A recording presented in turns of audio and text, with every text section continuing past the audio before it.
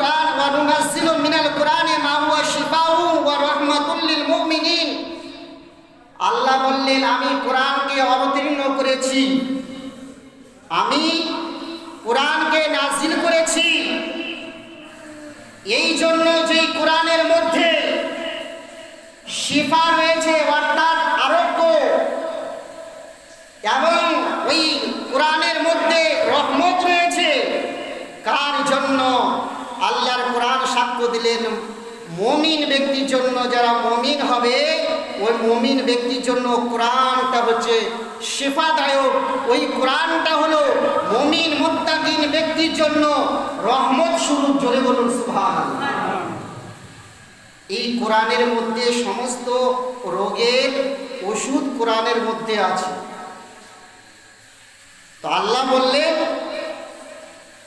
যে কোরআনটা মুমিন ব্যক্তির জন্য, মুত্তাকিন ব্যক্তির জন্য একদিকে রহমত যেমন, অপরদিকে তার জন্য শিফা বা অসুখের মুক্তিদায়ক। কোনো আলিমের কাছে কোনো বাচ্চা যদি কান্না করে, তাকে যদি জিনের কোনো আসার লেগে যায়, তো মৌলানার কাছে কোনো আলিমের কাছে যখন নিয়ে যায় তো কি পড়ে ঘুম দেয়?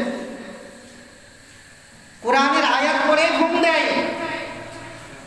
কোরআনের মধ্যে দুটো সূরা আছে, যেই সূরা দুটি মাউযাতাইন বলা হয়, সেই সূরা দুটির নাম হচ্ছে সূরায়ে ফালাক আর সূরায়ে নাস। এই দুইটা সূরার নাম হচ্ছে মাউযাতাইন। নবী মুস্তাফাকে কেউ খারাপি করার জন্য কিছু চুল বেঁধে কুয়ার মধ্যে ফেলে দিয়েছিল। তো নবী মুস্তাফার রোগ যেন ঠিক হচ্ছে না, ইতিমধ্যেই আল্লাহ তাবারক ওয়া তাআলা এই সূরা নাস আর সূরা ফালাক, এই সূরা দুটিকে নিয়ে আল্লাহ তাবারক ওয়া তাআলা জিবরিল আলাইহিস সালাতু তাসলিমের মারিফাতে অবতীর্ণ করলেন। আর এটা বাশারাত দেওয়া হলো, এটা সুসংবাদ দেওয়া হলো। এই দুইটা আয়াত মিলে, এই দুইটা সূরা মিলে 11টা আয়াত রয়েছে। ওই চুল যখন কুয়া থেকে তোলা হলো, কুয়া থেকে তোলার পরে নবী মুস্তাফাকে বাশারাত দেওয়া হলো, জিবরিল আলাইহিস সালাতু তাসলিম সূরা ফালাক সূরা নাস দিয়ে অবতীর্ণ হয়েছে। বলছে ইয়া রাসূলুল্লাহ, ইয়া হাবিবাল্লাহ, এই সূরা দুটির একটা করে আয়াত পাঠ করুন আর একটা করে এই গিরার মধ্যে ঘুম দিন। নবী মুস্তাফাকে জিবরিল আলাইহিস সালাতু তাসলিমের ফরমান মোতাবেক একটা করে আয়াত পাঠ করা হচ্ছে। আর ওই চুলের মধ্যে যখন ঘুম দেওয়া হচ্ছে, ওই গিরাটা যেন খুলে যাচ্ছে। এরকম করতে করতে 11টা আয়াত পাঠ করলেন আর ওই চুলের মধ্যে ফুঁক দিলেন। দেখা গেল নবী মুস্তাফার আরোগ্য থেকে মুক্তি পেলেন। জোরে বলুন সুবহানাল্লাহ।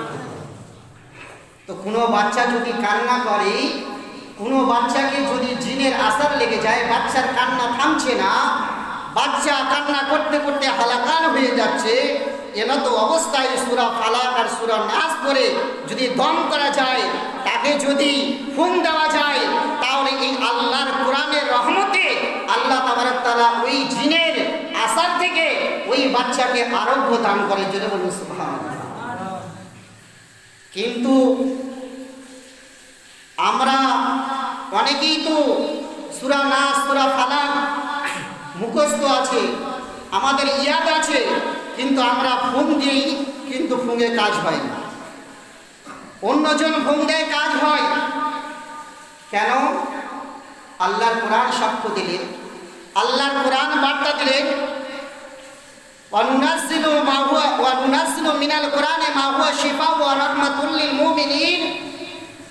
আমাদের মুখের আসার, আমাদের মুখের ওই ফুঁক, আমাদের মুখের দম তখন কাজে লাগবে যদি আমরা সৎ হই। এখানে আল্লাহর কোরআন সাক্ষ্য দিলেন যে ওই ব্যক্তির জন্য শিফাদায়ক, ওই ব্যক্তির জন্য রহমত, যে ব্যক্তি মুত্তাকি হবে।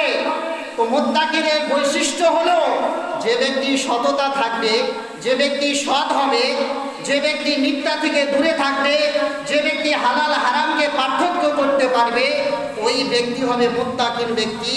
আর মুত্তাকিন ব্যক্তি যদি আল্লাহর ভয়ে ভয় হয়ে সমস্ত জিনিস হালাল হারামকে নির্ণয় করে জায়েজ নাজায়েজকে পার্থক্য করে যদি এনাত অবস্থায় আল্লাহর ভয়ে দুনিয়াতে দিন যাপন করে, আর ওই ব্যক্তি যদি মুখের ঘুম কাবো দিয়ে দেয়, তাহলে ওই ব্যক্তির দোয়া আসার মানুষের কাজে লাগবে। জোরে বলুন সুবহানাল্লাহ।